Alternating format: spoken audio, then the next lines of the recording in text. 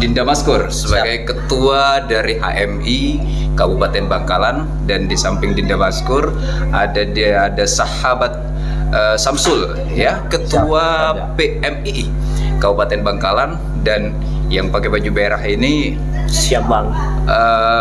Bung Arif ya, kita nyebutnya Bung ya. Panggilan sapaannya Bung Arif, Ketua GMNI Kabupaten Bangkalan. Di sini kita akan mengupas sudut pandang dan perspektif dari pimpinan kaum intelektual, bagaimana dinamika politik menuju pilkada Kabupaten Bangkalan ke depan ini. Saya di awal ingin ke Dinda Maskur terlebih dahulu. Menurut Dinda, bagaimana Dinda melihat dinamika politik menjelang pilkada di Kabupaten Bangkalan? Baik, melihat situasi yang terjadi hari ini di Kabupaten Bangkalan menjelang pilkada ini, saya kira masih ada mayem ya Mas Petrus. Ya dikarenakan mungkin ada faktor yang baru saja beberapa dekade terakhir kita sudah mengalami dan melaksanakan pileg. Saya kira semua orang masih tiarap ya melihat situasi dan kondisi dalam kontestasi pilkada yang akan kita jalani hari ini. Oke. Adem ayem gimana? Kemarin KPK turun nih. Ya, melihat kondisi situasi yang kemudian terjadi di Bangkalan, memang dekade terakhir ada beberapa dari partai tertentu ya yang kemudian sudah mendeklarasikan dirinya untuk kemudian maju di Kabupaten Bangkalan. Namun dikarenakan masih ada sedikit problem ya yang kita ketahui bersama, kemarin sempat ramai di Bangkalan, sehingga dengan statement dari beliau sendiri yang menyatakan untuk kemudian abstain dari pilkada Kabupaten Bangkalan yang akan kita laksanakan ini. Oke, menurut Dinda Maskur, pilkada di Kabupaten Bangkalan masih adem ayem ya. Kalau menurut sahabat Samsul gimana? Sepakat nggak dengan statement dari Dinda? Dikatakan adem ayem, ya dikatakan iya, cuman sebetulnya akhir-akhir kemarin itu sempat ada tensi yang lumayan menaik. Bagaimana ada proses perebutan rekom si A, klaim rekom si A dan si B misalkan begitu. Itu sebetulnya tensi sudah agak menaik begitulah. Cuman hanya saja ya Bangkalan karena memang sudah diidentifikasi sebagai kabupaten paling unik, ya inilah keunikan Bangkalan. Kami melihatnya itu. Yang jelas kami melihat dinamika politik menjelang pilkada ini secara esensial itu sebetulnya kami sebagai kaum pergerakan, kader-kader Nahdien katakanlah begitu, bahwa dinamika politik menjelang pilkada di Kabupaten Bangkalan ini arahnya secara esensial itu adalah bagaimana untuk bisa mewujudkan perubahan dan perbaikan di Kabupaten Bangkalan. Itu yang secara esensial perlu menjadi bahasan baik yang mau mencalonkan diri ataupun tidak sebetulnya. Dan sekarang pasca kejadian yang sudah disebut oleh Kanda Maskur tadi, kemudian kondisinya lagi-lagi ya senyap kembali, yang kemudian sempat memanaskan mesin masing-masing, kemudian sekarang senyap kembali. Ada beberapa kalangan mungkin yang masih menggaungkan calonnya masing-masing, itu is okay. Hanya saja kondisi kayak gini menurut kami itu ya Bangkalan saat ini ya kurang baik-baik saja gitu lah. Kami menyebutnya begitu. Berarti bukan adem ayem ya. Dibilang adem ayem iya, kurang baik-baik saja juga iya. Artinya adem ayem tadi itu manakala itu dibandingkan dengan kabupaten-kabupaten lain di Madura. Oke, baik. Sahabat Samsul, sekarang saya ingin ke Bung Arif ya. Tadi sudah mendengar dari apa yang disampaikan oleh Dinda Maskur dan juga sahabat Samsul. Kalau menurut Anda, Bung Arif, ya, bagaimana Anda melihat dinamika politik di Kabupaten Bangkalan ini? Adem ayem juga atau bagaimana Anda melihat? Kalau saya melihat begini ya, pertama mesin sebetulnya sudah berjalan gitu. Memang ada dinamika pertarungan strategi perebutan terutama di tingkatan nasional, persoalan rekomendasi pertama itu. Tetapi yang perlu kita lihat hari ini kan banyak di jalan banner gitu ya, yang sudah bertebaran. Saya yakin ini adalah bagaimana tes publik lah gitu ya, di mana di antara tokoh-tokoh itu yang kemudian masyarakat meminati. Tetapi menurut saya hal yang paling urgent lah, yang monumental hari ini, kalau melihat Pilkada Bangkalan, rakyat betul-betul ingin disentuh. Baik sapaan langsung, bisa bertatap-tatap, sehingga apa? Rakyat Bangkalan bisa menilai siapa sih tokoh-tokoh ke depan yang kiranya berkomitmen untuk berbicara Bangkalan secara baik. Selama ini nggak pernah disentuh atau kurang sentuhan atau bagaimana? Bukan begitu. Gimana? Katanya tadi perlu disentuh. Selama ini belum disentuh atau tidak? Gimana? Saya pikir rakyat hari ini bisa menilai lah, termasuk kita yang. No. Pertanyaan saya, yang memimpin Bangkalan sebelumnya ini sudah menyentuh atau belum? Saya yakin moderator juga bisa menilai sendiri lah. Saya menanggapi begini. Pertanyaannya ada kerinduan, apa enggak? Ada kerinduan yang besar gitu ya, dari masyarakat Bangkalan. Bagaimana orang-orang yang mewakili negara, yang lahir dari demokrasi ini, bisa betul-betul berkontribusi terhadap rakyatnya. Itu yang kita tunggu sebetulnya. Jadi itu sudah menjadi kesimpulan. Jadi kita harus bagaimana menerjemahkan jawaban dari Bung Arif ini ya. Oke, luar biasa. Sekarang saya ingin ke Dinda Maskur, berbicara tadi soal tokoh ya yang perlu terjun ke bawah, bersentuhan langsung dengan masyarakat, dan masyarakat juga butuh terhadap sentuhan itu. Tokoh yang seperti apa sih kalau menurut Dinda Maskur yang saya menyebutnya ideal ya, yang cocok dan tepat untuk memimpin Kabupaten Bangkalan yang seperti ini gitu loh. Baik. Melihat dari kondisi situasional di Kabupaten Bangkalan ya, kalau saya melihat antropologi sosial masyarakat kita itu, tipologi masyarakat kita itu, kalau saya sering menyampaikan ini, itu ada beberapa tipologi yang kemudian berpengaruh besar di Bangkalan ini. Yang pertama ada kaum priai atau kaum kiai lah. Terus yang kedua ada kaum belater. Terus yang ketiga ada masyarakat biasa kan. Terus yang keempat ada pemerintah gitu kan. Saya kira tokoh yang kemudian ideal untuk memimpin Bangkalan ini harus mampu memahami dan ada di 4 unsur ini begitu. Nggak harus dari kaum ini, nggak harus dari kaum tidak harus dari kaum ini. Justru kalau coba kita di mix antara beberapa tipologi masyarakat kita di Bangkalan ini, saya kira menjadi suatu kekuatan epicentrum besar untuk kemudian menjadi pemimpin di Kabupaten Bangkalan begitu. Dari 4 tipologi yang saya sampaikan tadi begitu. Karena memang masyarakat kita di bawah itu tentu sangat berpengaruh ya secara psikologi di grassroots di masyarakat itu ya, kaum belater, kaum kiai itu begitu. Sehingga ini yang kemudian sangat dominan. Saya kira ketika calon bupati kita ini memixkan atau balance antara 2 unsur ini, saya kira itu akan lebih cenderung diterima oleh masyarakat kita di bawah untuk menjadi bupati di Bangkalan 2024 ini begitu. Banyak tokoh yang muncul ke permukaan.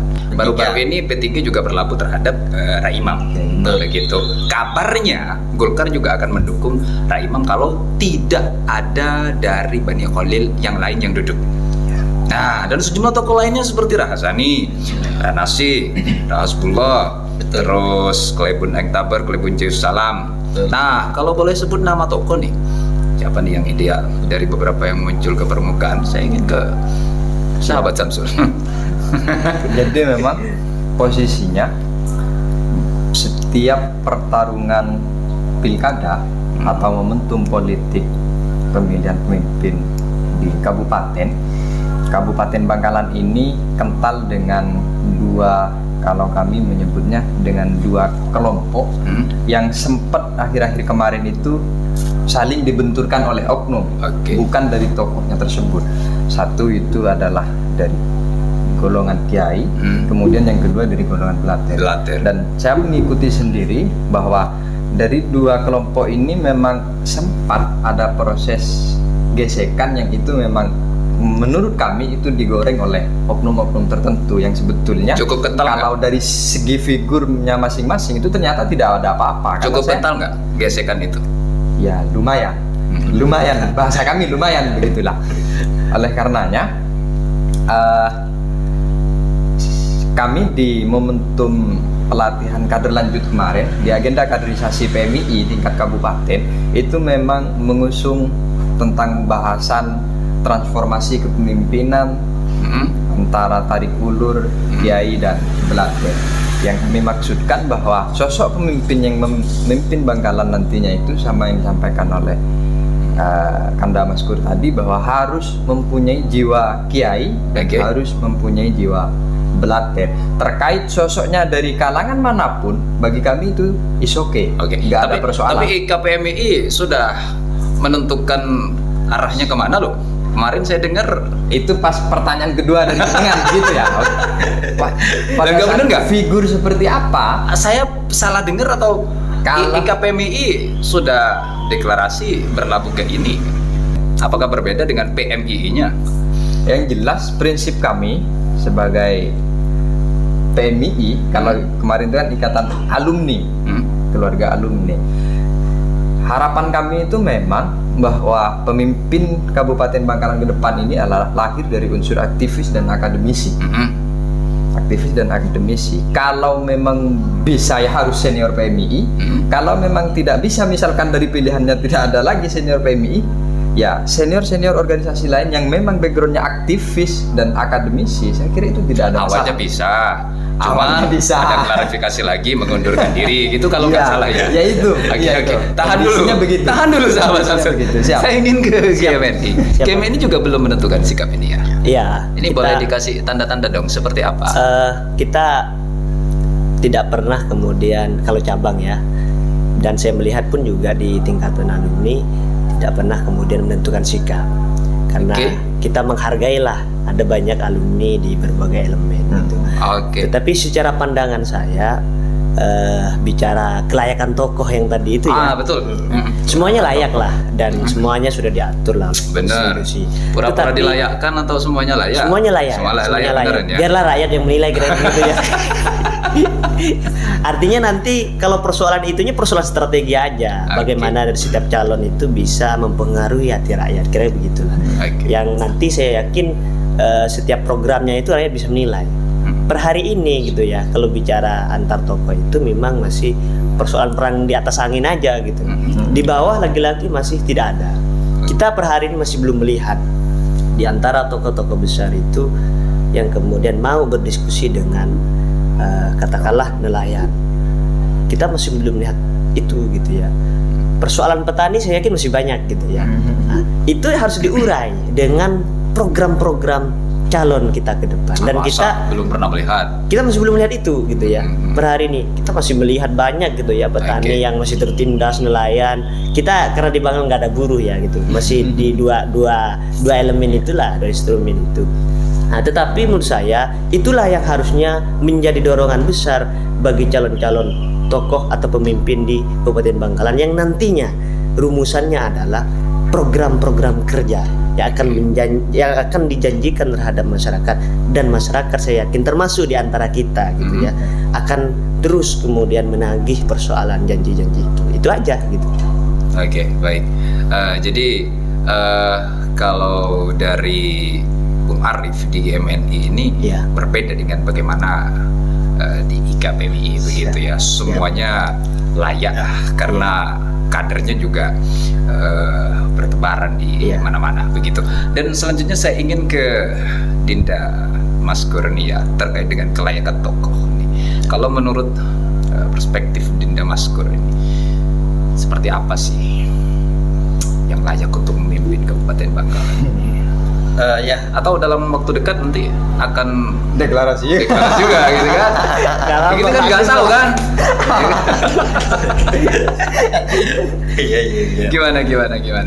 Seperti yang saya sampaikan tadi di awal, tipologi masyarakat kita harus unsur itu yang memahami. Ada unsur belater, ada unsur kiai begitu, sehingga ini yang kemudian saya kira lebih cenderung diterima oleh masyarakat kita gitu. Cuman hal yang kemudian saya kira menjadi atensi bagi seluruh tokoh-tokoh dan putra terbaik Bangkalan yang hari ini ingin berkontestasi begitu kan. Satu kata kunci yang kemudian paling penting, Bangkalan hari ini masih tertinggal.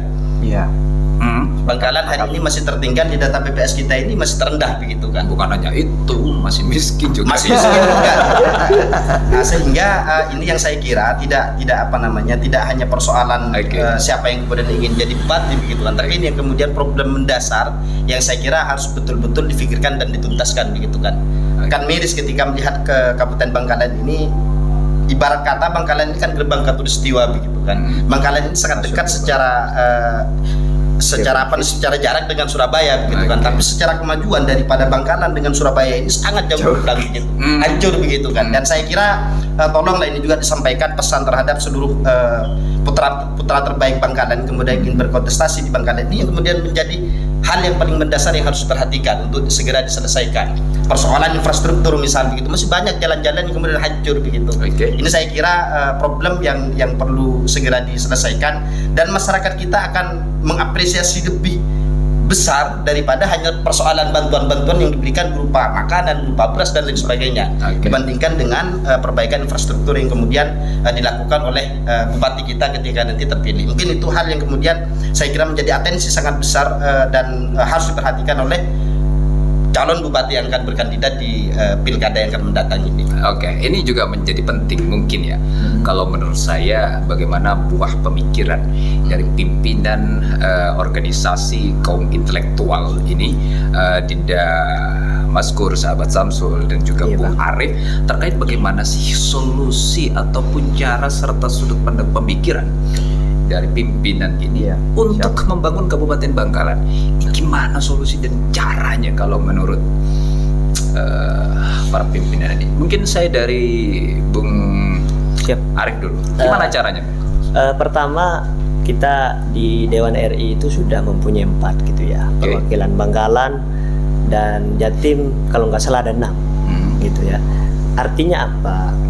Akhirnya kolaborasi itu menjadi penting ya. Kolaborasi ya. Baik tingkatan RI, provinsi dan kabupaten. Karena saya meyakini tidak mungkin dengan APBD kita yang segini gitu ya, membangun Bangkalan secara cepat, tidak mungkin. Pada akhirnya proses konsolidasi antar elemen, terutama yang legislatif yang sudah banyak bertebaran itu, bisa juga berkontribusi terhadap Bangkalan. Dimulai dari ruang-ruang diskusi dengan eksekutif yang ada di Kabupaten Bangkalan. Karena ini sesuatu yang tidak mudah lah kalau bicara infrastruktur, pengembangan ekonomi dan lain sebagainya. Kita butuh mereka-mereka. Maka pada akhirnya menurut saya konklasinya adalah kita harus sama-sama berkolaborasi. Kira-kira begitu. Kolaborasi menjadi penting kalau menurut Bung Arif. Kalau menurut sahabat Samsul gimana? Kalau menurut saya, pintu pertama yang harus diselesaikan itu adalah sistem politik yang kemudian selama ini di setiap pemilihan apapun itu menghabiskan kos yang sangat besar. Dan saya kira itu harus diperbaiki. Kalau itu berlarut-larut setiap momentum politik, momentum pemilihan, kemudian kos politik yang dihabiskan itu ya habis-habisan, dan saya kira semuanya sudah paham ya kondisinya pasti akan sangat sulit bagi sosok figur siapapun yang terpilih nantinya untuk berkarya dan berkreasi di masa kepemimpinannya. Kemudian yang kedua, kolaborasi yang disampaikan tadi itu penting. Selain kolaborasi stakeholder yang memangku kebijakan baik legislatif ataupun eksekutif, tapi juga kolaborasi dari semua elemen masyarakat. Sejauh ini Bangkalan ini di luaran, di kancah regional ataupun nasional itu masih mempunyai stempel anti investor, dan saya kira itu sangat-sangat disayangkan gitu.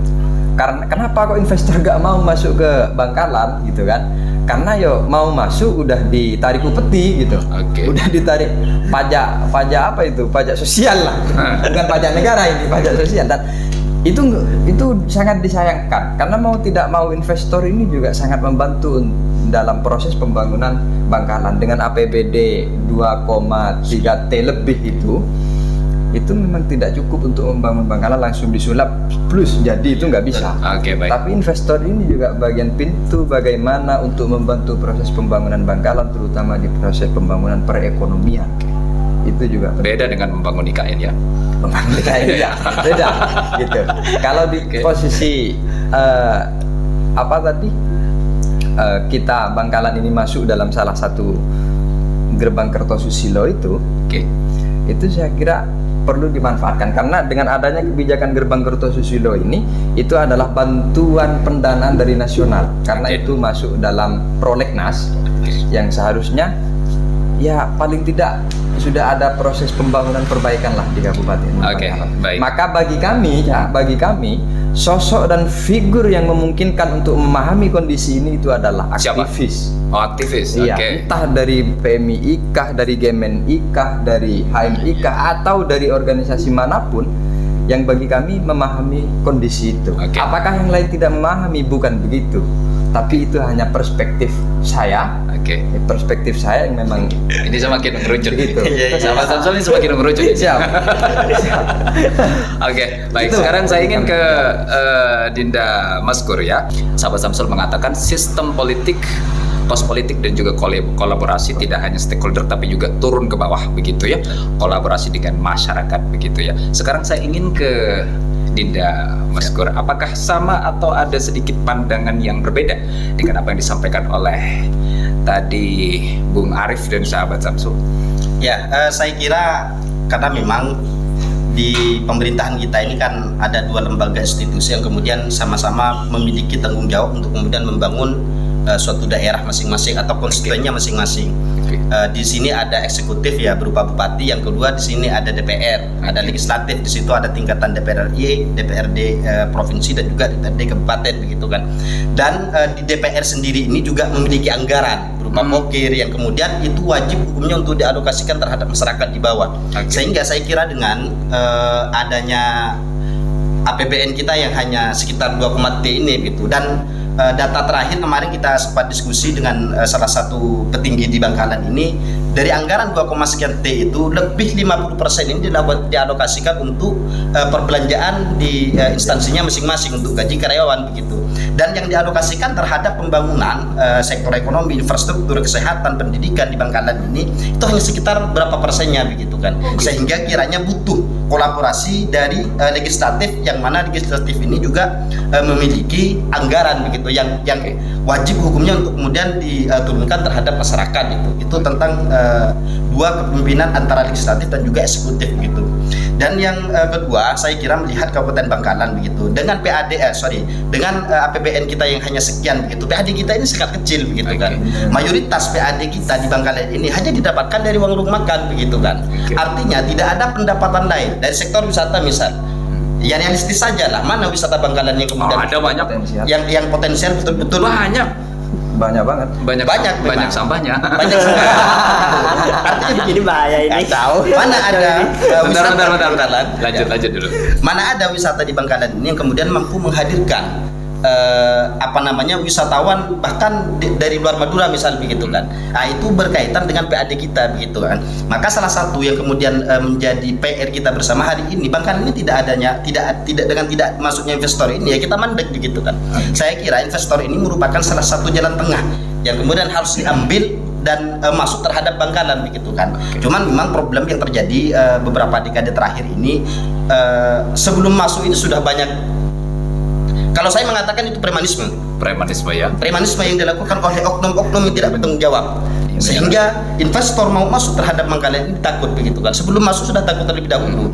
Dan saya kira tugas inti juga bupati nantinya harus memberantas ini.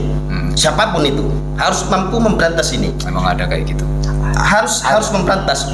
Emang ada premanisme itu di Bangkalan. Banyak ya. sangat banyak begitu kan. Ini menjadi problem dan juga PR daripada bupati kita begitu, sehingga harapannya dengan masuknya investor ini nanti PAD kita juga meningkat begitu kan. Pertumbuhan ekonomi kita juga akan bertumbuh begitu. Kalau tidak ada investor ya PAD kita ya begini-begini aja begitu kan. Pariwisata kita ya gitu-gitu aja gitu kan. Mungkin itu perspektif dari kami persoalan dinamika yang terjadi di Bangkalan, khususnya di penyelesaian untuk menaikkan minimal IPM kita begitu kan, di infrastruktur, kesehatan, pendidikan dan juga terutama ekonomi begitu kan. Kita tidak ada itu. Baik. Terakhir sebelum saya akhiri podcast ini, Dinda Maskur, sahabat Samsul dan juga Bung Arif, saya ingin masing-masing dari pimpinan kaum intelektual di Kabupaten Bangkalan ini untuk menyampaikan closing statement menjelang Pilkada yang akan kita hadapi 27 November ini. Saya minta pertama dari Dinda Maskur, silakan.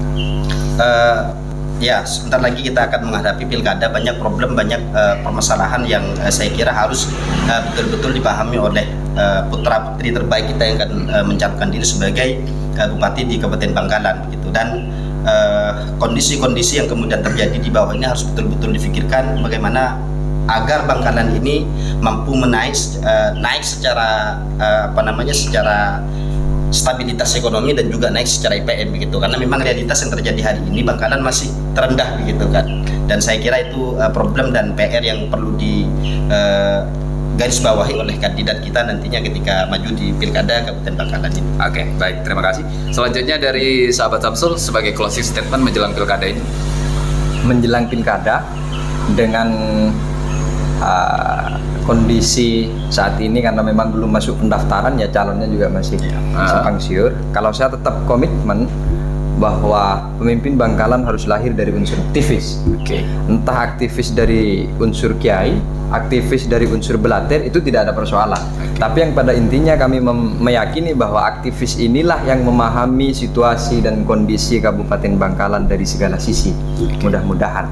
Dan saya juga mengajak kepada senior-senior aktivis yang ada di Kabupaten Bangkalan, ayolah jangan kemudian ngumpet di balik selimut. Harus berani untuk mencalonkan diri siapapun itu. Ya, saya kira itulah. Untuk KPK gimana?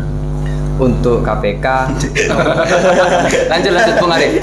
Sekarang Bung Arif. Oke Bang, bagi saya itu politik adalah tempat yang paling halal bagi kaum yang termarginal gitu ya, kaum duafa, kaum mustadafin, untuk menaruh harapan terhadap calon-calon pemimpin kita ke depan. Lagi-lagi politik bukan hanya tentang persoalan kekuasaan, tetapi di dalam politik pada akhirnya ada sesuatu yang harus kita jaga bersama-sama. Apa? Itu persoalan hak setiap orang yang kemudian hak itu harus nyampe secara terang benderang, secara transparan, sehingga rakyat bisa merasakan kinerja setiap pemimpin kita ke depan. Itu tugas kita bersamalah ke depan. Oke, baik, luar biasa sekali. Semoga calon pimpinan ya Bupati Kabupaten Bangkalan mendengar dan menonton podcast ini. Wajib lah, ya kan? Wajib. Ya kan? Karena bukan barang tidak mungkin. Misalkan nanti setelah pencalonan di Agustus ini kita bikin debat terbuka tuh. Iya kan? Bebas-bebasan. Panelisnya nanti pimpinan dari organisasi ini, ya kan? Boleh, kita adili bersama itu kan? Boleh. Bukan untuk main hakim sendiri, tidak. Cuman mengadili bagaimana konsep pemikirannya untuk bagaimana membangun Kabupaten Bangkalan. Sangat perlu. Terima kasih teman-teman semuanya. Semoga pilkada Kabupaten Bangkalan ini berjalan dengan baik dan lancar, damai juga ya, sehingga nanti bisa melahirkan pemimpin yang betul-betul mampu untuk bisa membangun Kabupaten Bangkalan maju ke depan. Saya Petrus Bangkit pamit undur diri. Terima kasih Dinda Baskur, terima kasih sahabat Samsul, terima kasih Bung Arif atas kehadiran di 0% Podcast ya. Berikut juga sumbangsi pemikiran untuk Kabupaten Bangkalan. Assalamualaikum warahmatullahi wabarakatuh.